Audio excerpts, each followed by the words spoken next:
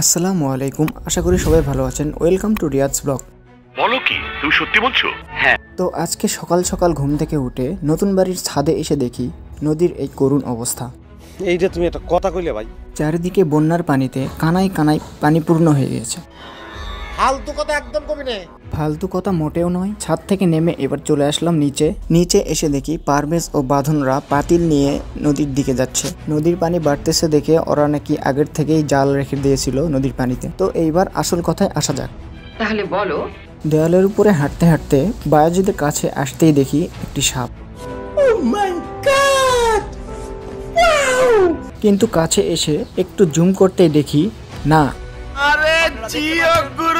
এটি কোনো Russell viper নয়, এটি একটি দেশীয় ঢোরা সাপ। ভালো হয়ে যা, এখনো সময় আছে।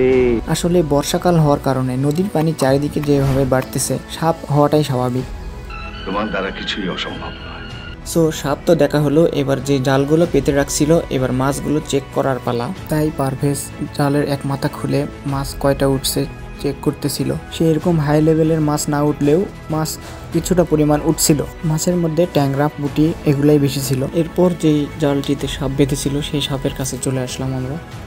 সাপটি হয়তো বাঁচার জন্য অনেক চেষ্টা করছিল, কিন্তু সে পারেনি, কারণ এই জালগুলোতে যত নড়াচড়া করবে ততই প্যাঁচ লাগাই যাবে। অনেকেই আছে সাপ হাত দিয়ে জাল থেকে টেনে বের করে, কিন্তু পারভেজ ভয় করতেছিল, তাই জালের এই মাথাটি ব্লেড দিয়ে কেটে ফেলে দেওয়া হলো নদীতে। এরপর জালটি সম্পূর্ণ তুলে আমরা আস্তে আস্তে বাড়ির দিকে চলে আসি। আবারও সবাইকে ধন্যবাদ ভিডিওটি সম্পূর্ণ দেখার জন্য।